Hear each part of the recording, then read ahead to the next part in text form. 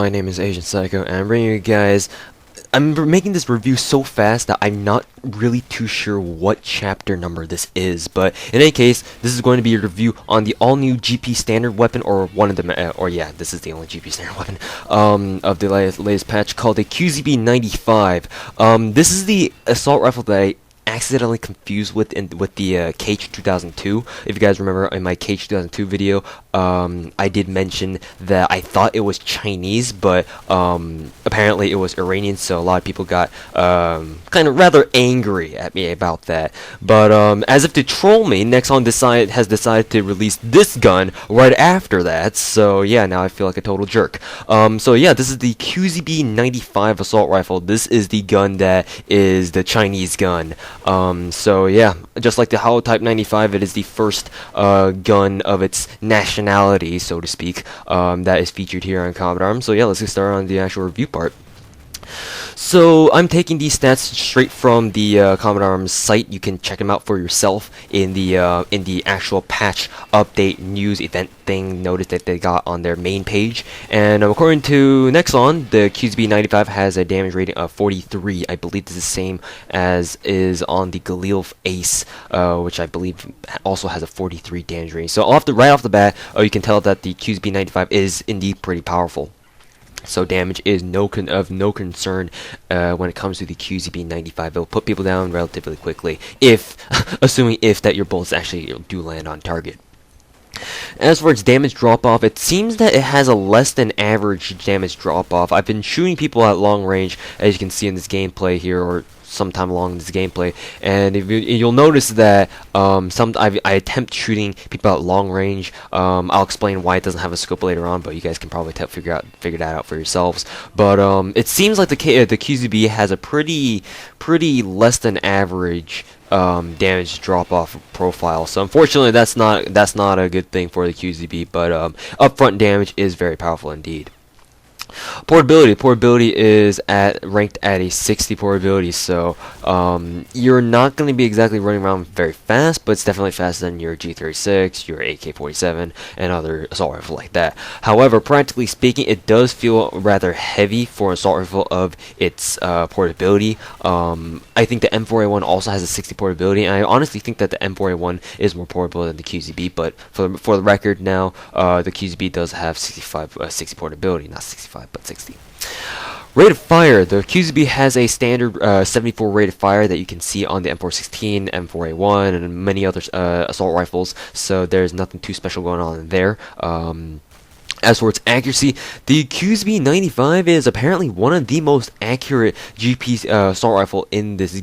One of the most accurate after the M14 and the G36E and AK-47, obviously at 89. That's unheard of. The only other assault rifle to have to match or to come close to the G36E's accuracy, or any accuracy rating of 90 for that matter, is the Holotype 89 at a 87, and the QBZ-95 now tops that title with an accuracy of 89. So accuracy is through the roof with this thing when it comes to GP standard weaponry.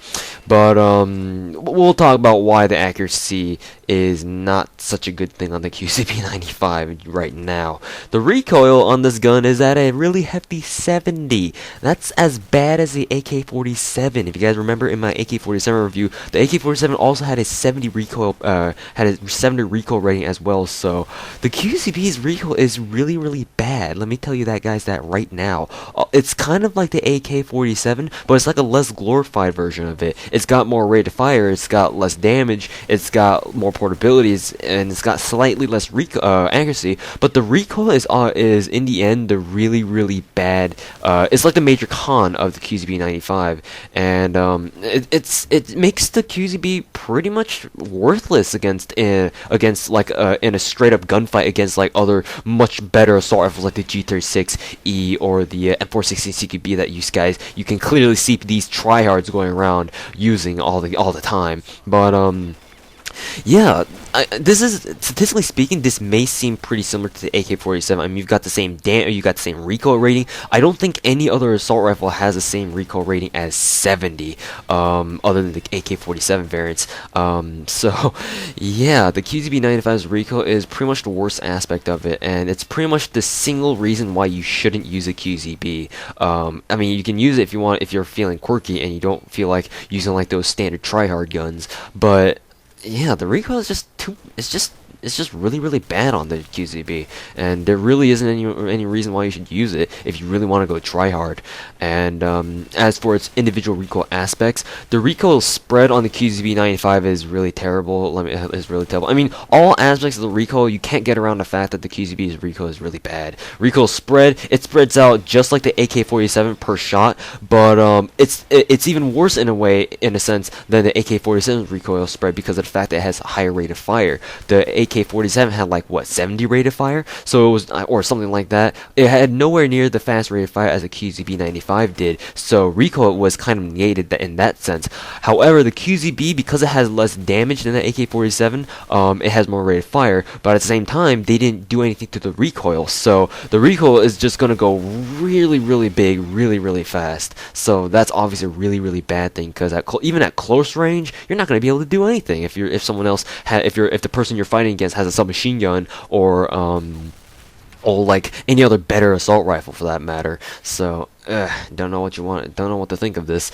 As for its recoil kickback, the recoil kickback itself on the QZB isn't that bad. Well, hipfire, I mean, you can only hipfire with this thing anyway, but I mean, the fact that its recoil spread is just so bad encompasses the fact that its recoil kickback isn't necessarily that bad, but yeah, I mean, it's recoil is basically the deal breaker for the QZB-95, and unfortunately, I don't know. I would have wished that it could have a little bit less recoil. I mean, if it had 68 recoil, then maybe, but 70 recoil, nah. You shouldn't even use this by this point. It's a good gun, and it had the potential to become a good gun, but nah, not anymore. The fact that Nexon decided to give it a 70 recoil rating, just nah, it's not even worth using anymore. You can't have a fair fight against people who are using the M416 CQB or G36E. I mean, the odds that you have against those kinds of guns are so pathetic that you shouldn't even, like, there's no real reason to use QZB anymore. I mean, if it had 68 recoil, then at least you could stand a chance,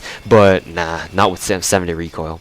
So that's kind of my rant on the batshit terrible recoil on the QZB. So sorry, but the recoil is not supposed to be. Honestly, Nexon, why did you make the recoil this bad? It isn't supposed to be this bad. I mean, I don't know this gun in real life, but I'm pretty sure the recoil on this thing isn't that terrible in real life either.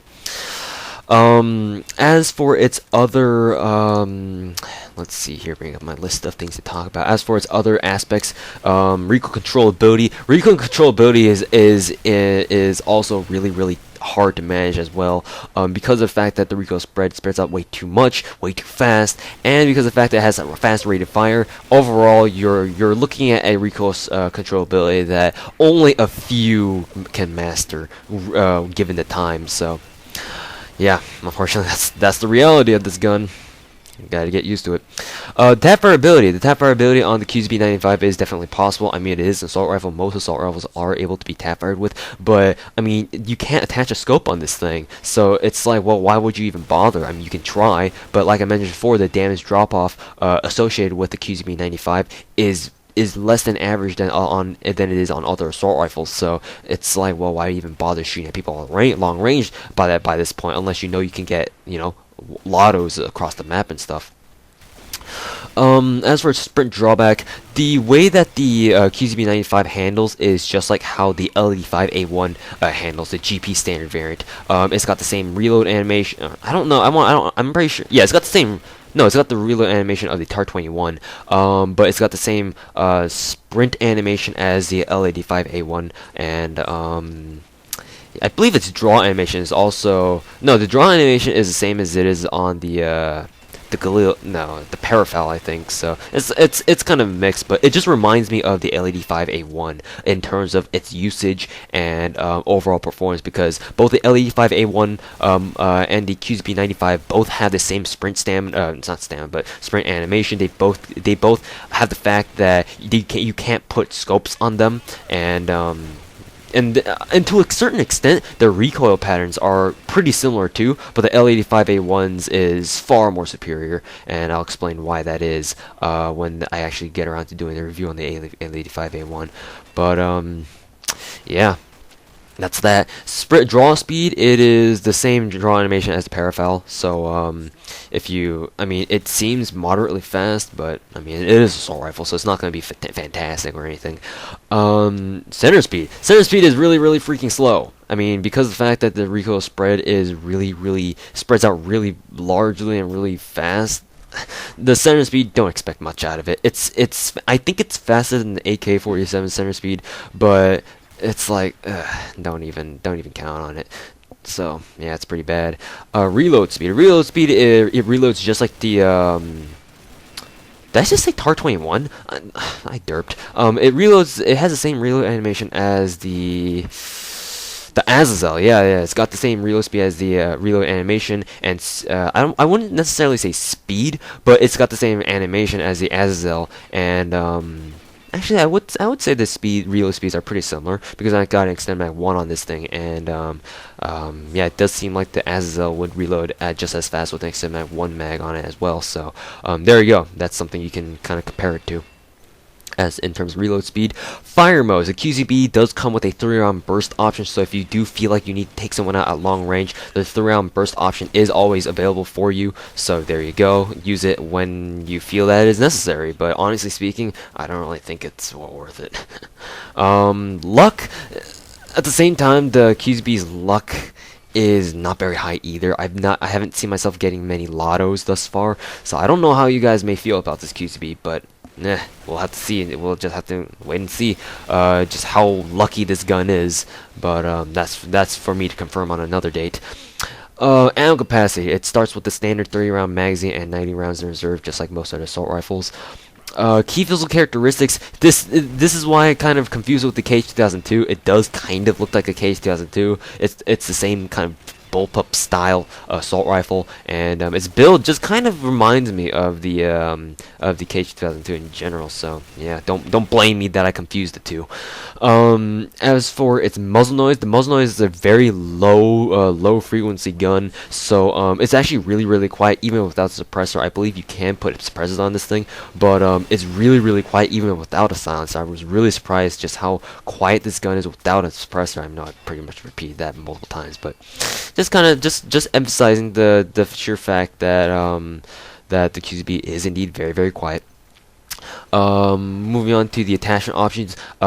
This is another one of those deal breakers for the QBZ-95. You just like the L85A1, you cannot attach scopes onto the QZB, and I'm really bummed out about that, because even if Nexon doesn't do anything about the recoil, if they allowed it so you can actually put scopes on the QZB, it would benefit it greatly. Like, I can't even begin to imagine just how much benefit the QZB would receive by simply just having scopes on the thing. And I mean, this usage is truly limited because it doesn't have you can't put scopes on this thing unless you're like a complete boss at hip firing with assault rifles. Then you're gonna have a really hard time at long range combat with the QZB because you can't put scopes on this thing, and thus you can't aim accurately at them. So that's a real bummer, not gonna lie. Other than that, though, the magazine mods and suppressors are allowed, so use them as you see fit. As for whether or not it's fireteam worthy, I have yet to use this gun in fireteam, but it would definitely, I wouldn't say it's not worthy for fireteam, but it would definitely help if you actually had the opportunity to attach scopes on them and whatnot. So yeah, that is kind of a bummer. It's gonna keep coming around to bite you. Quarantine worthy? No. I've repeated before that assault rifles typically aren't really meant for quarantine, and with a gun like this, yeah, don't even think about it.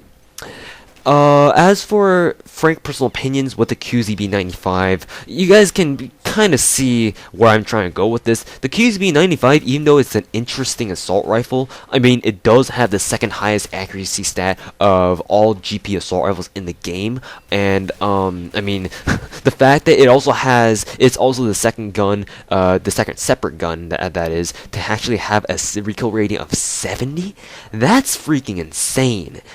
I'm not too sure what to think of that. Actually, I do know what to think of that. I think it sucks.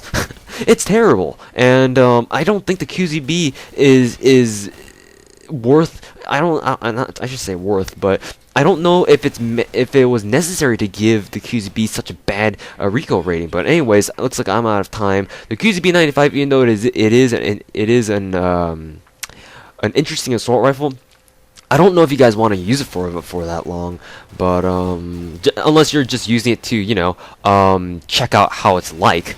But if that's all you want to do, like just check it out and be done with it, then I mean, you shouldn't use it for very long.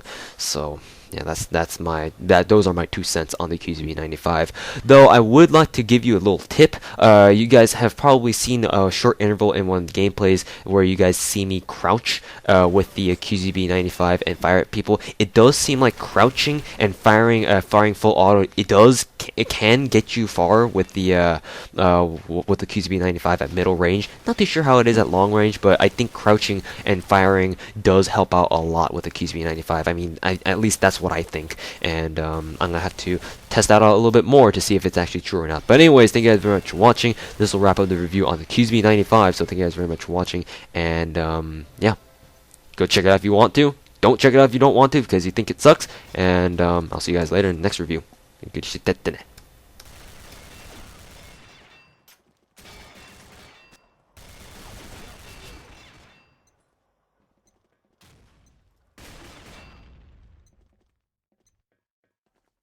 Round start.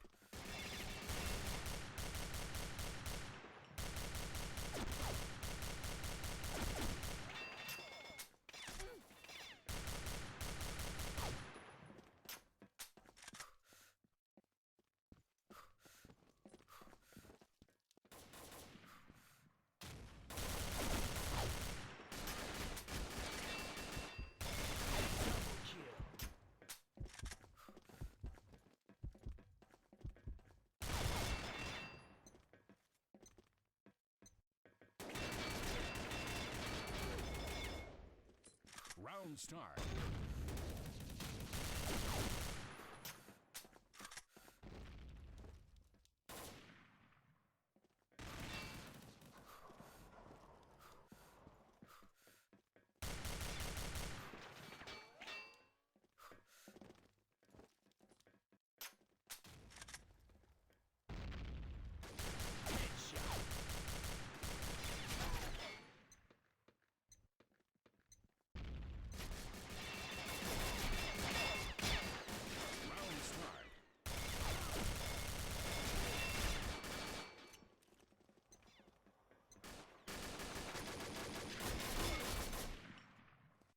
Round start.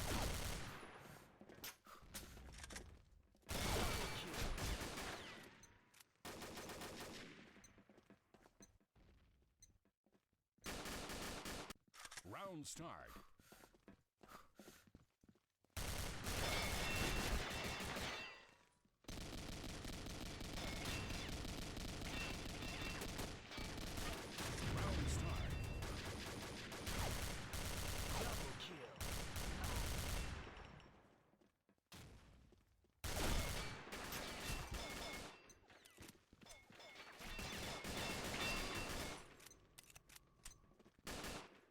Round start.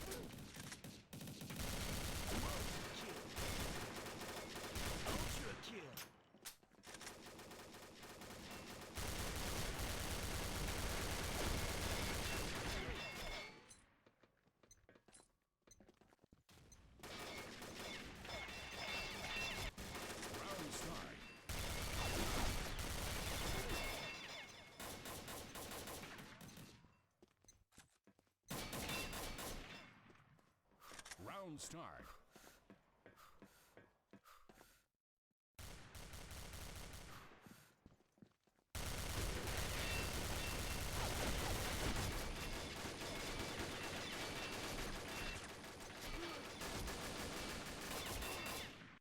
Round start.